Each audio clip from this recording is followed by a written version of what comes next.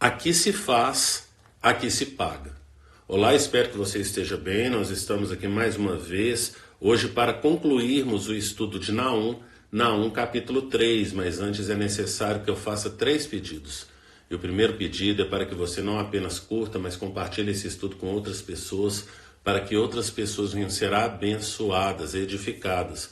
O segundo pedido é para que você adquira a Bíblia 365, porque através dela você vai ler um trecho do Antigo Testamento, um trecho do Novo Testamento, um trecho de Salmos e um trecho de Provérbios. Com isso, você concluirá a leitura bíblica em um ano, e esse é o desejo do nosso coração. Então, se você se propor, se você aceitar esse desafio, certamente você será abençoado. E o terceiro pedido é para que você participe de pelo menos um dos estudos que nós disponibilizamos ali na igreja. Então temos estudos às segundas, às quartas, às quintas, aos domingos. São dias diferentes, horários diferentes, temas diferentes. E com isso o desejo do nosso coração é achar aí um espaço na sua agenda para que você tenha tempo de participar de um dos estudos. Então se proponha a participar, porque certamente você será abençoado, certamente você vai adquirir mais conhecimento de Deus. Você pode ver na descrição desse estudo no YouTube ou então na agenda da semana no nosso Instagram os dias, horários e temas dos estudos. Venha participar, porque certamente você será abençoado.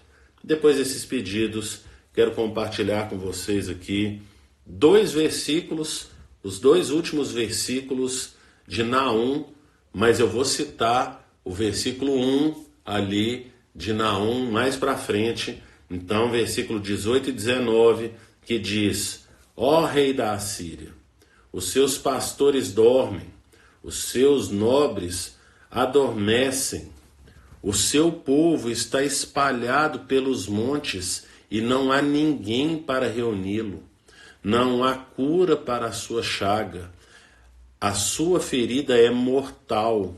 Quem ouve notícias a seu respeito bate palmas pela sua queda, pois quem não sofreu por sua crueldade sem limite?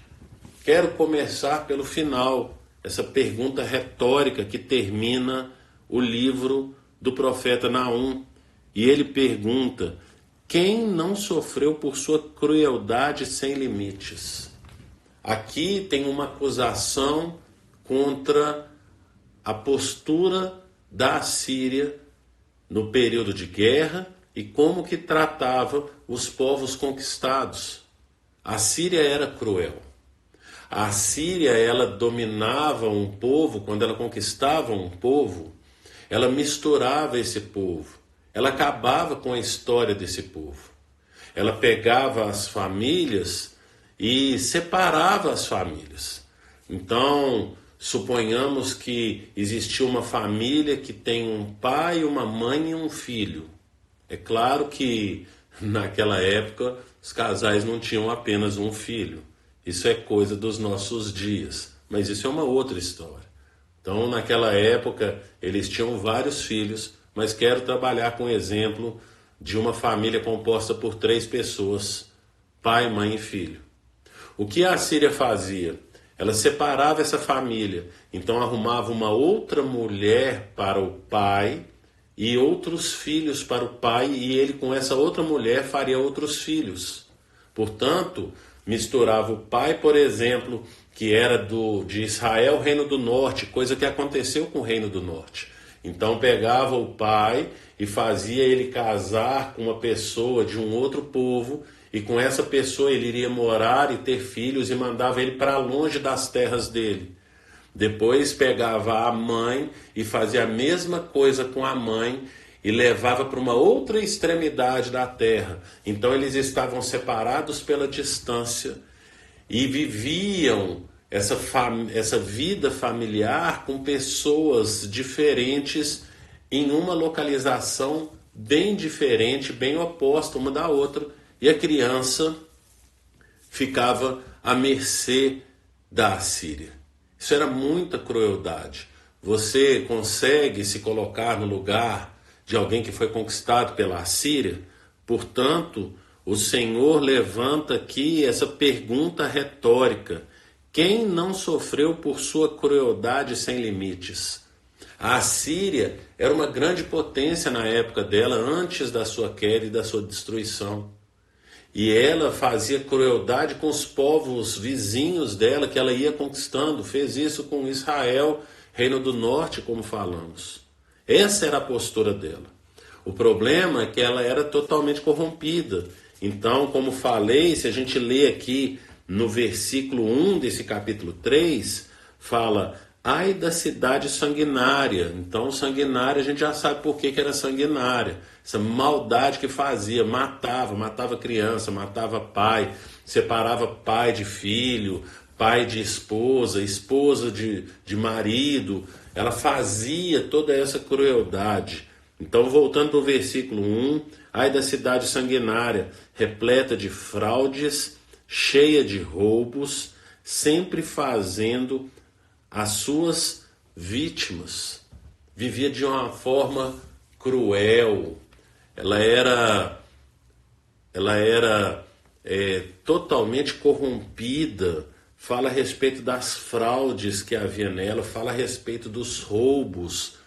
Já falamos aqui algumas vezes de quando o Senhor traz palavra de juízo, por exemplo, no profeta Miqueias, vai falar a respeito de como que era o costume dessas nações, que inclusive Israel, Reino do Norte, foi afetada por esses costumes. Então tinha lá suas balanças adulteradas, todas as nações eram corrompidas, elas viviam dos mais fracos, dos oprimidos, dos marginalizados da sociedade. Falei muito nos estudos anteriores, dos livros anteriores, que o Senhor tem um lado, e o lado do Senhor é sempre o lado do oprimido. O Senhor tem um lado, ele está do lado do oprimido. Se você pegar a Bíblia de Gênesis a Apocalipse, o Senhor vai estar falando a respeito dos órfãos, das viúvas, dos pobres e dos estrangeiros, pessoas que não tinham lugar na sociedade, pessoas que eram oprimidas pela sociedade, pessoas que eram roubadas por essa sociedade. Elas faziam seus negócios escusos e, portanto, agora vem um juízo para Nínive por causa do comportamento dela.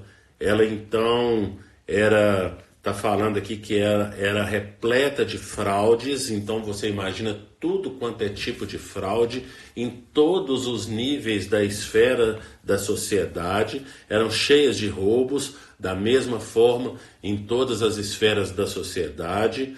Era uma cidade sanguinária.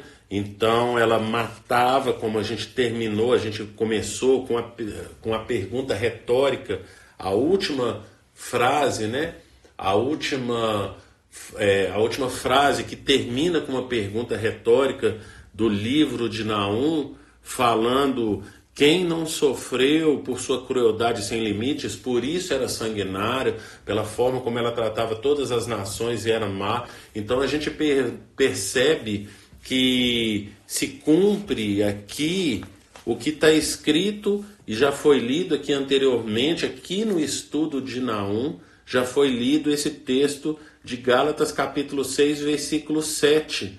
Não se deixe enganar, de Deus não se zomba, pois o que o homem semear, isso também colherá. Quem semeia para a sua carne, da carne colherá destruição. Mas quem semeia para o Espírito, do Espírito colherá a vida eterna. O que o homem planta, o homem colhe. E se ele plantou da carne, ele vai colher destruição. Foi isso que aconteceu com Nínive. Foi isso que aconteceu com a Assíria. O que acontece aqui é que não há um arrependimento. Se houvesse arrependimento, como houve nos dias do profeta Jonas, que foi cerca de 100 anos antes de Naum, o Senhor não traria o juízo, mas não há arrependimento. Portanto, o texto vai começar, versículo 18, falando: ó rei da Assíria. Quem que é o rei da Assíria agora? Os seus pastores dormem, não existe mais quem cuide. Pastores é quem cuida, não existe mais quem cuide do povo da Assíria. A sua liderança foi dizimada, então não tem rei, não tem liderança. Os nobres adormeceram, ou seja, os nobres morreram. O povo está espalhado pelos montes e não há ninguém para reuni-lo. Agora o Senhor está falando o que aconteceu com o povo. Lembrando que é uma palavra profética. Isso de fato ainda não aconteceu, mas está prestes a acontecer. E isso vai acontecer por volta lá do ano 609, como já foi falado aqui nos estudos anteriores. Quando houve então esse ataque da Babilônia contra a Síria, e o Egito vai ao socorro da Síria. Josias, que era o rei de Jerusalém, ali de Judá, do Reino do Sul, ele vai tentar intervir, impedir que o Egito chegue para apoiar, para socorrer a Síria, e nisso Josias morre. Você pode ler essa história lá no final de 2 Reis e lá no final de 2 Crônicas, que conta a história do rei Josias, o último rei que reinou de fato sobre Israel. E o Egito chega para socorrer a Assíria, porém eles perdem essa guerra da Babilônia contra a Assíria, e quando o exército do Egito está lá em Nínive, socorrendo Nínive, perde essa batalha e eles voltam para o Egito então. E isso acontece por volta do ano 609. O ano 609 é o ano que o rei Josias morre.